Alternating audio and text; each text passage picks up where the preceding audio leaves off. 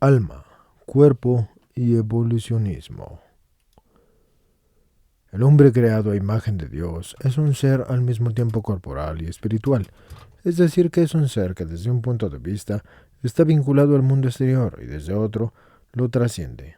En cuanto a espíritu, además de cuerpo, es persona. Esta verdad sobre el hombre es objeto de nuestra fe, como lo es la verdad bíblica sobre la constitución a imagen y semejanza de Dios. Y es una verdad que presenta constantemente, a lo largo de los siglos, el magisterio de la Iglesia. La verdad sobre el hombre no cesa de ser, en la historia, el objeto de análisis intelectual, pero no solo en el ámbito de la filosofía, sino también en el de las muchas ciencias humanas. En una palabra, es un objeto de la antropología. Aunque, queridos escuchantes, yo les diría en una frase, no en una palabra. Que el hombre sea espíritu encarnado, si se requiere cuerpo, informado por un espíritu inmortal, eso se deduce ya, de algún modo, de la descripción de la creación contenida en el libro del Génesis y en particular de la narración yahvista, que emplea, por así decirlo, una escenografía e imagen antropomórficas. Así que leemos que Yahvé modeló al hombre de la arcilla y le inspiró el rostro y el aliento de la vida, y fue así que el hombre se convirtió en un ser de vida, un ser animado. Esto está en el Génesis 2:7.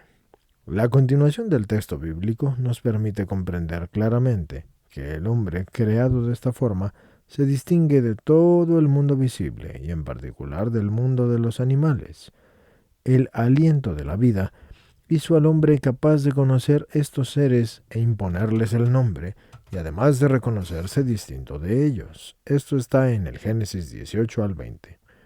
Si bien en la descripción yahvista no se habla del alma, sin embargo es fácil deducirlo de allí porque la vida dada al hombre en el momento de la creación es de tal naturaleza que trasciende a la simple dimensión corporal, es decir, la propia de los animales.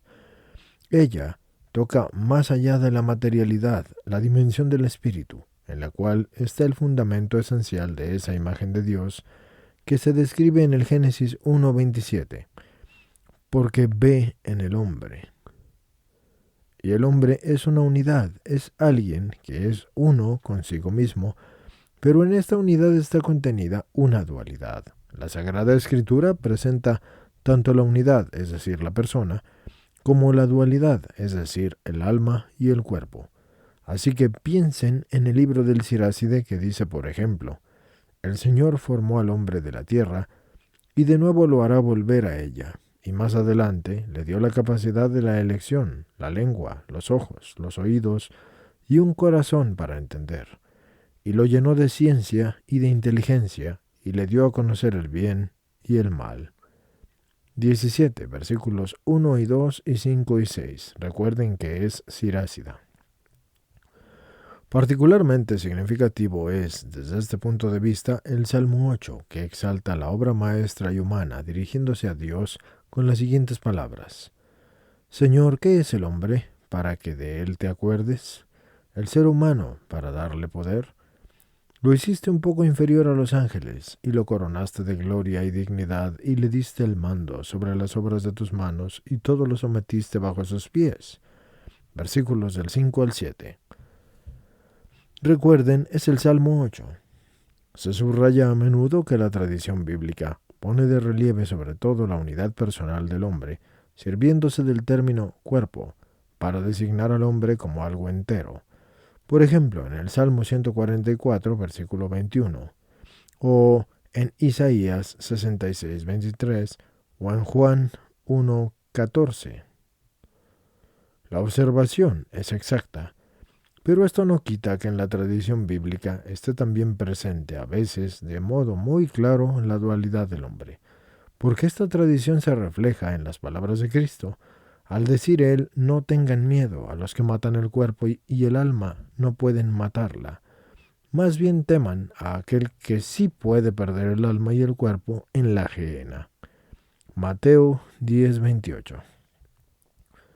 Las fuentes bíblicas autorizan a ver al hombre como una unidad personal y al mismo tiempo como una dualidad del alma y del cuerpo, y como un concepto que ha hallado la expresión en toda la tradición y en la enseñanza de la Iglesia. Esta enseñanza ha hecho suyas no solo las fuentes bíblicas, sino también las interpretaciones teológicas que se han dado de ellas, desarrollando los análisis realizados por ciertas escuelas, es decir, por ejemplo las aristotélicas de la filosofía griega.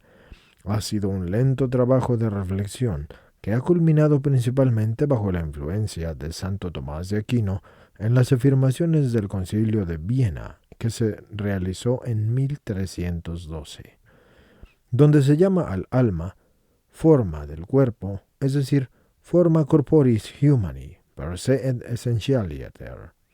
La forma es como factor que determina la substancia del ser, es decir, del hombre, y es de naturaleza espiritual, y dicha forma espiritual, es decir, el alma, es inmortal.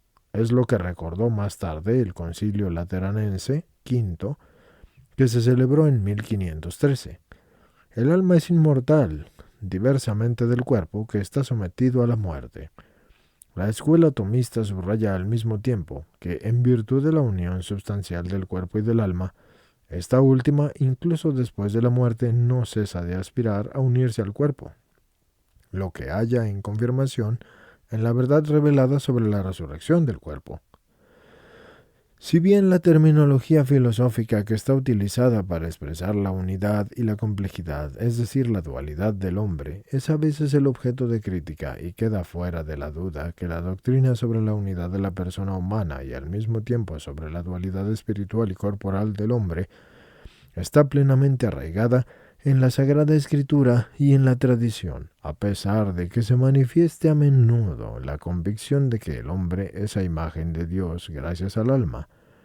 Y no está ausente en la doctrina tradicional la convicción de que también el cuerpo participa, de su modo, de la dignidad de la imagen de Dios, lo mismo que participa de la dignidad de la persona. En los tiempos modernos, la teoría de la evolución ha levantado una dificultad particular contra la doctrina revelada sobre la creación del hombre como el ser compuesto del alma y el cuerpo. Muchos especialistas en ciencias naturales, que con sus métodos propios estudian el problema del comienzo de la vida humana en la Tierra, sostienen, contra otros colegas suyos, la existencia no sólo de un vehículo del hombre con la misma naturaleza, sino también incluso su derivación de especies animales superiores. Este problema, que ha ocupado a los científicos desde el siglo pasado, afecta a varios estratos de la opinión pública. La respuesta del magisterio se ofreció en la encíclica Humani Generis de Pío XII en el año de 1950. En ella podemos leer: el magisterio de la Iglesia no prohíbe que se trate en las investigaciones y disputas de los entendidos en uno y otro campo la doctrina del evolucionismo, en cuanto a que busca el origen del cuerpo humano en una materia viva y preexistente, pues las almas nos manda así la fe católica a sostener que son creadas inmediatamente por Dios. Por tanto, se puede decir que desde el punto de vista de la doctrina de la fe, no se ve dificultad en explicar el origen del hombre en cuanto al cuerpo mediante la hipótesis del evolucionismo. Sin embargo, hay que añadir que la hipótesis propone solo una probabilidad, no una certeza científica. La doctrina de la fe, en cambio, afirma invariablemente que el alma espiritual del hombre ha sido creada directamente por Dios, es decir, según la hipótesis a la que nosotros hemos aludido.